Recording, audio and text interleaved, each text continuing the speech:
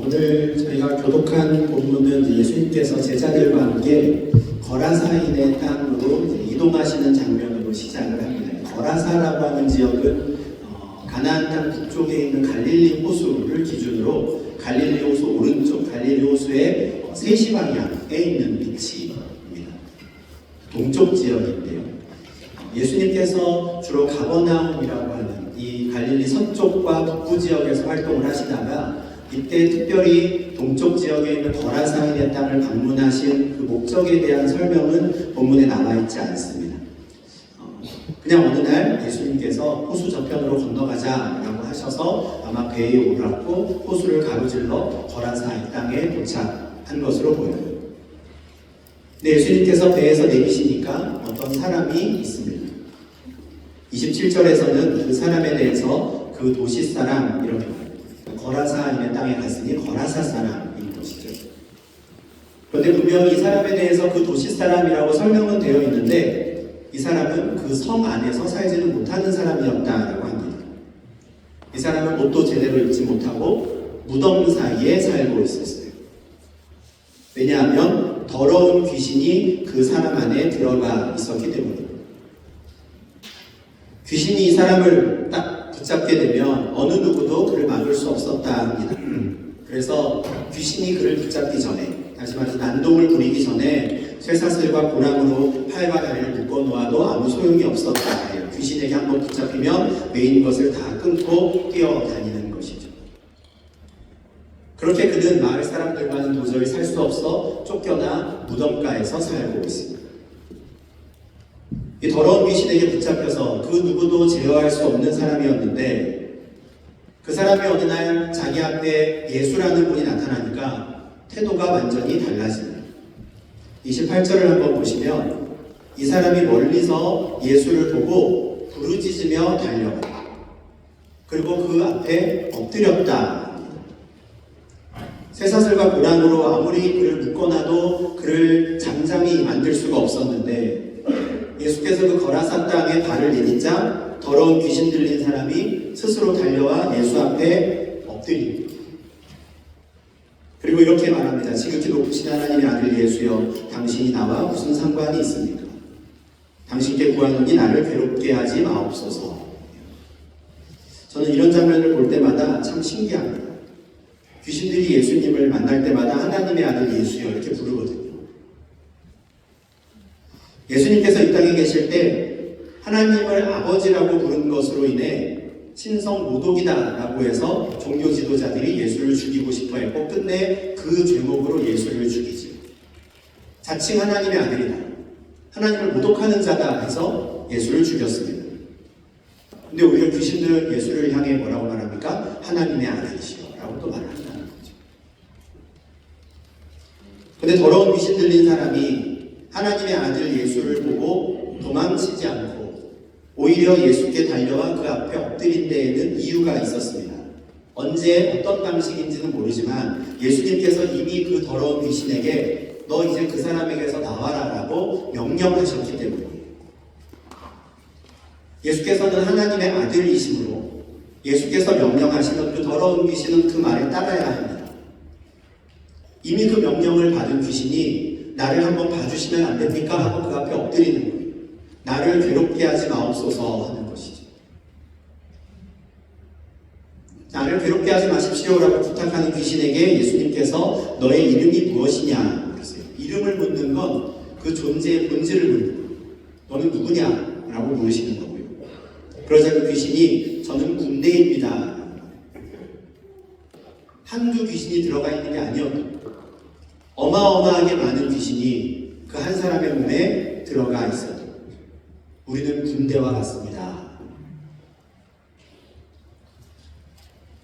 옆에서 이 모습을 제자들이 지켜보고 있었을 거거든요.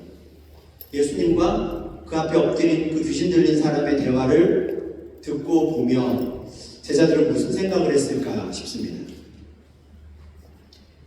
제자들이 보기에는 어쩌면 너의 이름이 무엇이냐라는 이 질문은 지금 그 앞에 엎드려 있는 그 사람에게 한 것인데 대답은 그 안에 있는 귀신들이 하고 있는 것이죠.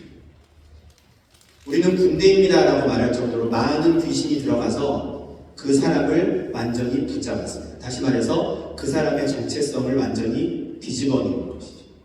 그 사람의 이름이 아무개였다면 아무개라는 정체성은 사라져버리고 그 사람이 군대가 되어버리고 귀신 그 자체가 되어버린 것이죠. 그런데 이제 예수님께서 그들에게 그 사람에게서 나오라 명령하셨으니 더 이상 그 사람을 붙잡고 있을 수 없습니다. 이런 상황에서 귀신들이, 타락한 천사들이라고 성경이 말하는 그 귀신들이 제일 두려워하는 것은 예수께서 그들에게 무적행으로 들어가라라고 말씀하시는 거예요. 이 무적행에 대해서는 요한계시록 20장 1절부터 3절에서 그 의미를 찾을 수 있는데 악한 영들의 최후 심판이 처해지는 곳입니다. 예수께서 심판자로 오셔서 최종적인 선고를 내리시기 전에 악한 영들을 가두어두는 감옥 같은 곳으로 묘사되는 것이 무적행이에요. 그래서 더러운 귀신들은 최대한 자신들의 심판을 뒤로 늦춰보려고 제발 무적행으로 들어가라는 말씀만 하지 마십시오 하는 것이죠. 그리고 옆을 둘러보니 때마침 그곳에 많은 돼지떼가 있습니다. 그래서 그 귀신들이 우리를 무적행으로 보내지 마시고 저 돼지떼에게 들어가게 허락해 주십시오. 귀신들은 하나님 아들의 앞에 섰을 때 자기들 마음대로 움직일 수가 없습니다. 하나님 아들 예수의 허락이 있을 때 모든 피조물들이, 영적인 존재들까지도 움직일 수 있는 것이죠. 예수께서 그들의 간구를 들으시고 허락하셨다. 그리고 귀신들은 그 즉시 그 사람에게서 나와 돼지떼로 들어갑니다. 귀신들이 돼지떼에 들어가니 그 돼지들이 바로 비탈길을 내리달려가 저 아래에 있는 갈릴리 호수로 다 뛰어들어가 죽어버렸습니다. 한순간에 일어난 일이었습니다. 그 돼지를 치던 사람이 있었는데 그 사람들은 자신들이 치던 돼지떼들이 자기들이 통제할 수 있는 범위를 넘어서서 달려 내려가더니 그 호수에 빠져 다 몰살하는 것을 지켜볼 수밖에 없고 그 길로 도망쳐 마을로 들어가게 됩니다. 그리고 자신들이 돼지를 치다가 보게 되었던 그 장면에 대해 마을 사람들에게 알리죠. 마가복음 5장 13절에 따르면 이때 호수로 들어가서 몰사한 그 돼지의 수가 약 2,000마리 정도 된다 합니다. 이 정도 규모면 어떤 한 사람의 돼지떼를 친 게 아닌 걸로 보여요. 그 마을 사람들의 많은 사람들이 몇몇 목동들에게, 그 사람들에게 돼지떼를 같이 맡긴 거고요. 그 2,000마리나 된 돼지떼들을 또 돼지를 치는 사람들이 돌보고 있었던 거죠. 자신들의 돼지떼가 다 죽었다라는 말을 듣고 이 사람들이 놀라서 마을 밖으로 뛰어나오는 것입니다.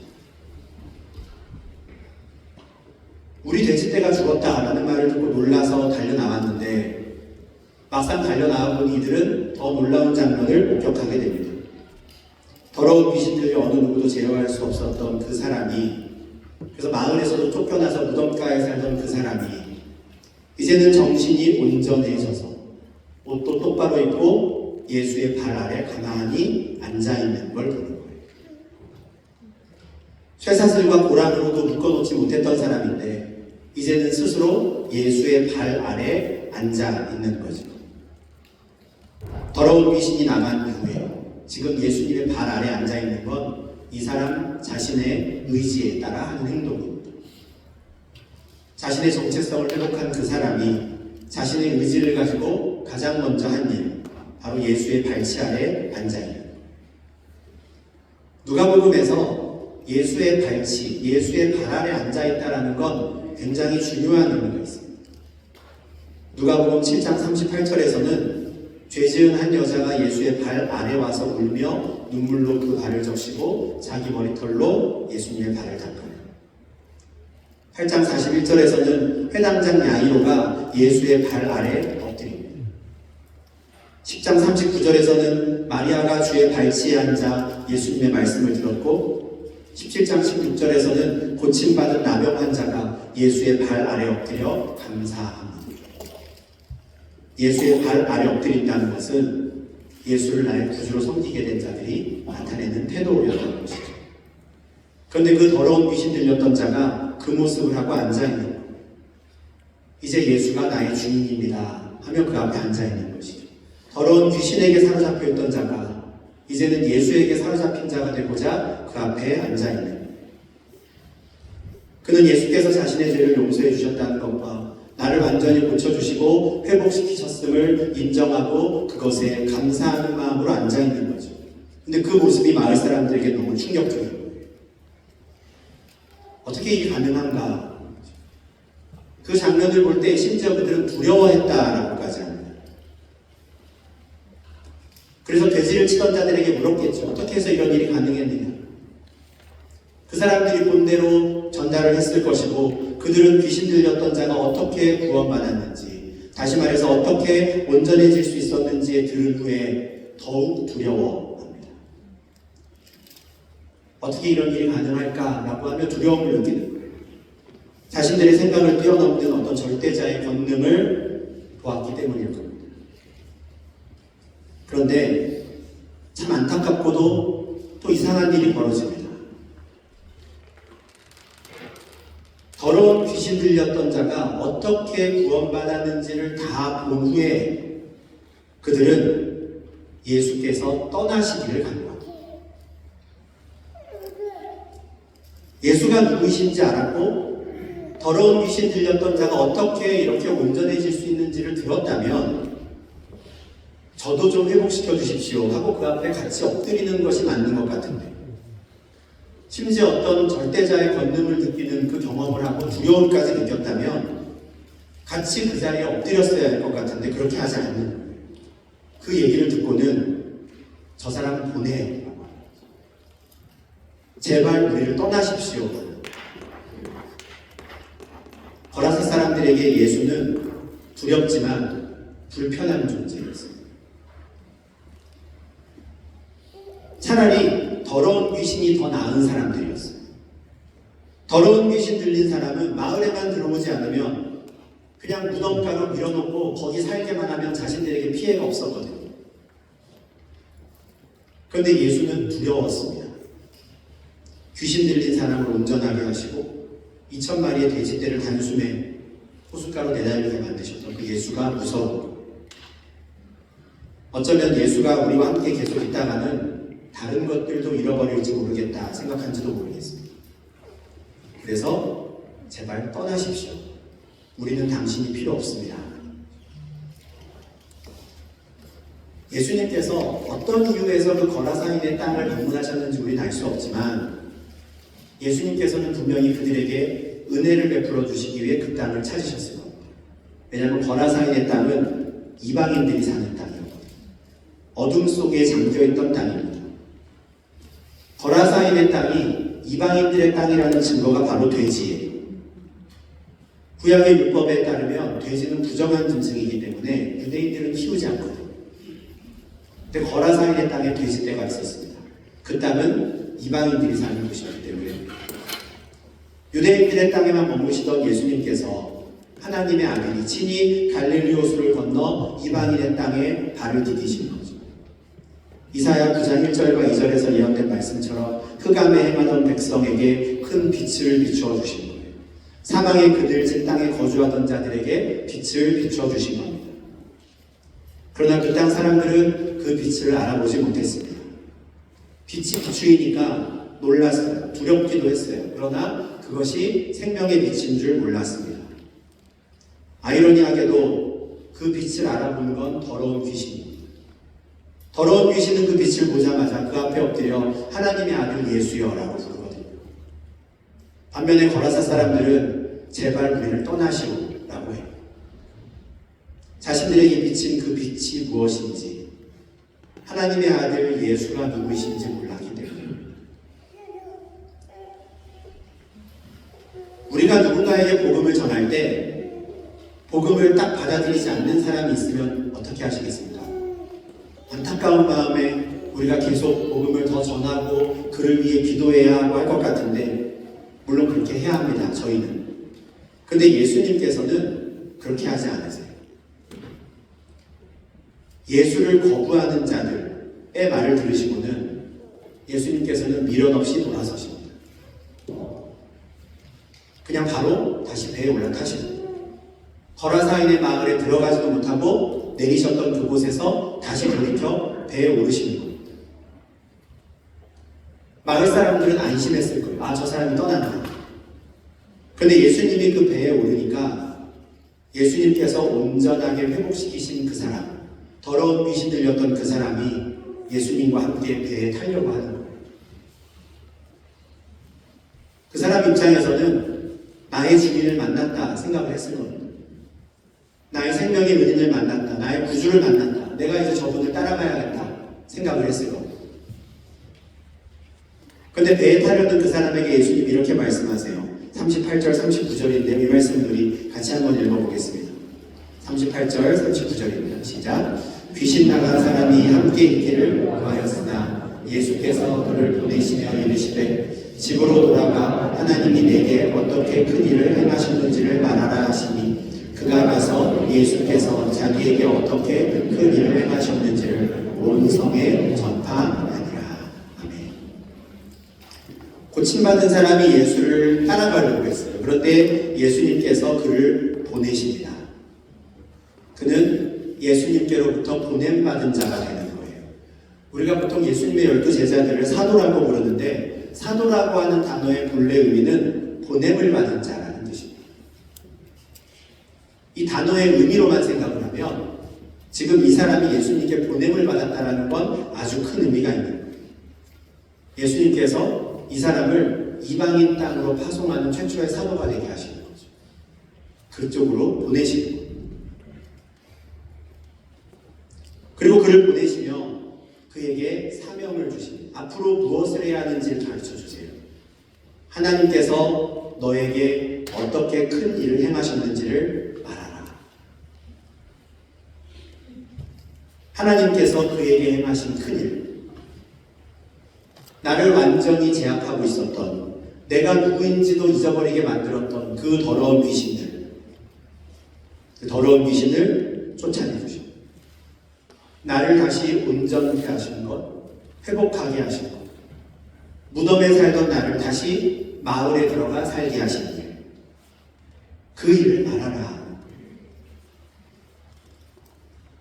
만약에 하나님께서 예수를 통해 그 일을 하지 않으셨다면 그 사람의 최후는 언젠가 돼지떼와 같았을 겁니다. 마을 밖에 쫓겨나 무덤에 살다가 어느 날 귀신들이 그를 꽉 붙잡았을 때 그는 전속력으로 달려내려가 갈릴리 호수로 뛰어들었습니다. 이미 그는 죽은 자들과 함께 살고 있습니다. 무덤 가운데에서. 분명히 살아있는 사람이었지만 이미 죽은 자였던, 이미 더러운 귀신에게 사로잡혀 있었던 그 사람. 사실 진작에 그 비탈길을 내달려 갈릴리 호수로 뛰어들었더라도 조금도 이상하지 않은 모습이었고, 만약 그런 일이 있었다 하더라도 어느 누구도 신경 쓰지 않을, 어쩌면 사람들은 속 시원하다 했을 그 일이었을 겁니다. 그러나 그가 예수를 만나고 완전히 변화되었고 새롭게 되었으며 온전히 하나님의 형상으로 회복되었어요. 하나님의 아들 예수를 보게 되었고 이제는 예수의 발치 아래 그 말씀을 듣고자 앉아있는 자가 된 것이죠. 그리고 그는 예수를 따르고자 했습니다. 참 감사하면서도 자연스러운 순서예요. 예수를 따르려는 그를 예수께서는 바로 보내시며 사명을 맡기시는 것이죠. 비록 거라사 사람들이 예수를 알아보지 못하고 제발 떠나십시오라고 간구했지만, 그래서 예수님께서 그냥 돌이켜서 배에 오르셔서 마치 그들을 포기하는 것처럼 보였지만 사실 예수님은 그들을 포기하지 않으셨던 겁니다. 그래서 예수는 떠나시지만 본래 거라사 사람이었던, 본래 그 도시 사람이었던 그 사람을 성읍 안으로 보내시며 하나님께서 너에게 행하신 일을 가서 전하라. 하나님께서 그 사람을 회복시키셨고 회복된 이 사람은 분명히 그 마을에 들어가 예수께서 행하신 일, 하나님께서 행하신 일을 만나는 사람마다 전파했어요. 성경에 나와 있지 않지만 우리는 이것을 확신을 가질 수 있습니다. 우리가 이런 일을 당했다면, 내 가족 중에 누군가가 이런 일을 당했다면 잠잠히 있을 사람은 아무도 없습니다. 만나는 사람마다 내가 경험한 그 일을 이야기했어요. 이 땅에 태어나는 모든 이들은 하나님의 피조물입니다. 그러나 어둠 속에 있는 모든 그 이들은 하나님을 몰라요. 태어날 때부터 하나님을 모른 채 태어납니다. 우리도 그랬어요. 우리의 본래 모습은, 본질상 진노의 자녀였던 우리의 모습은 귀신 들려 무덤 사이에서 살던 그 사람과 똑같은 모습이었습니다. 내 딴에는 내 의지대로 살아라고 말을 하지만 죄의 종이 되어 살았던 우리들이기 때문에 그렇습니다. 살았으나 이미 하나님 보시기엔 죽어있던 우리들입니다. 죄의 종으로 죄에게 매여 살고 있었죠. 근데 예수께서 이 땅에 오셔서 어둠 속에 있던 우리에게 빛을 비추어 주시고 어둠 가운데 있던 우리를 다시 불러내어 빛으로 인도하시고 예수께서 대신 죄의 짐을 지시고 십자가에 달려 죽으시고 부활하시고 죄의 사슬에 매여 있던 우리를 자유케 하신 겁니다. 온전한 상태로 회복된 하나님의 백성들은, 우리들은 이제는 예수의 발 아래 엎드려 그의 말씀을 들을 수 있게 되었고 어둠 속에 있을 때에는 미처 알지 못했던 우리의 창조주 하나님에 대해 알게 되는 거죠. 그리고 이제 우리는 참된 주인이신 예수께 내가 주님을 따르겠습니다라고 말할 수 있는 사람들이 되는 겁니다. 이게 우리가 받은 은혜입니다. 더러운 귀신 들렸던 자가 우리가 주님을 따르고자 할 때 예수님께서는 분명히 오늘 그 귀신 들렸던 그 사람에게 주셨던 말씀을 똑같이 우리에게 말씀하실 겁니다. 나를 따른다면 너는 어서 가서 하나님이 너에게 행하신 큰 일을 말하라.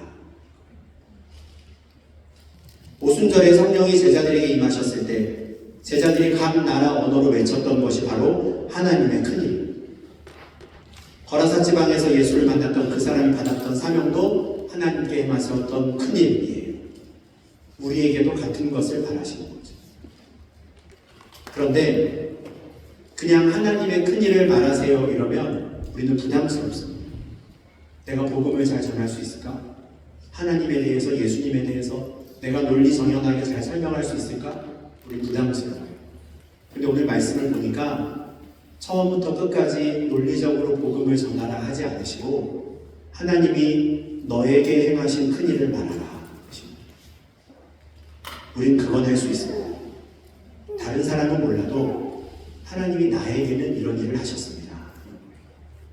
다른 사람은 몰라도 하나님께서 나를 사랑하십니다는 우리가 말할 수 있는 것이죠. 그렇게 하나님 나라의 복음이, 하나님의 나라가 선포되고 전파되는, 우리가 할 일은 하나님께서 나에게 행하신 일, 다른 사람에게 행하는 일, 나를 죄에서 건지시고 정결케 하시고 이제는 하나님을 찬양하고 주의 발치에 앉아있는 삶을 살게 하신 그 하나님이 나를 위해 하신 일, 어디선가 들은 이야기가 아니라 나의 이야기를 전하는 것이죠. 우리 지난주에 우리 정철호 선교사님 모시고 말씀 들으면서 우리가 살고 있는 삶의 현장으로 우리가 파송되어 가야 합니다 하셨습니다. 그곳에서 복음을 전하는 삶을 살아야 합니다. 마찬가지입니다. 우리가 흩어지는 가정으로, 직장으로, 학교, 그곳에서 만나는 사람들에게 복음을 전합니다. 그러나 우리가 전하는 복음은 논리적인 이야기가 아니에요. 논리적인 설명이 아닙니다. 하나님께서 나를 위해 하신 일을 말합니다. 우리가 열심히 선을 행하며 살아갈 때 많은 이들이 우리에게 질문을 하기를 바랍니다. 왜 그렇게 사십니까? 그때 하나님이 나를 위해 이런 일을 하셨기에 저는 이렇게 살기로 했습니다 라고 대답을 해줄 수 있는 것입니다. 그것이 우리가 마땅히 이 땅 가운데 살아가며 해야 하는 일인 것입니다. 무덤 사이에서 귀신들에게 매여 살던 사람에게 예수님께서 맡기시고 기대하셨던 것이 그와 같은 삶이었어요. 우리도 예수께서 우리를 위해 행하신 일들을 널리 알고 기회만 있다면 하나님이 나를 위해 어떤 일을 행하셨는지를 전하는 주의 백성들, 사명자들이 될 수 있기를 바랍니다.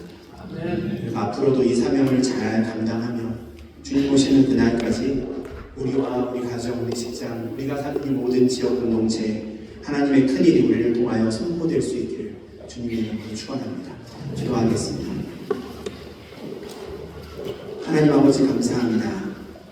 어둠 속에 있었던 더러운 귀신 들린 자와 같았던 우리들을 불쌍히 여기시고 우리 가운데 빛을 비춰주시고 하나님의 아들을 볼 수 있는 눈을 허락하시며 그 믿음 가운데 예수를 나의 구주로 고백하게 하시니 주님 감사를 드립니다. 우리의 의지대로 나의 자유로 살았다 생각했지만 사실 죄의 종으로 살았던 저희들이었으나 이제는 예수를 알고 참된 자유를 경험하게 하시고 우리의 온전한 자유의지를 가지고 이제는 주의 발 아래 앉아 주의 말씀에 귀를 기울이고자 하는 마음을 허락하시니 주님 감사를 드립니다.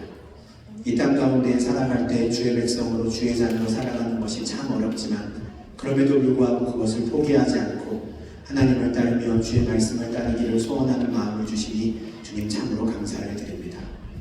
어쩌다가 우리에게 이와 같은 은혜를 주셨고 어쩌다가 우리가 이와 같은 마음을 갖게 되었는지 하나님께서 우리를 위해 행하신 그 큰 일들을 기억하며 전하는 저희 될 수 있도록 인도하여 주시옵소서. 하나님께서 우리가 각 가정과 직장과 학교와 이 땅 가운데 만나는 모든 이들에게 하나님께서 우리를 위해 행하신 일들을 전하기를 원하시는데 그와 같은 삶을 살아가는 저희 되게 하시고 우리를 통하여 예수 그리스도의 참된 진리의 복음이 전파되게 하시고 우리를 살리신 그 진리가 아직도 어둠 가운데 있는 그들을 살리는 은혜를 주님 더하여 주시옵소서. 예수님의 이름으로 기도합니다. 아멘.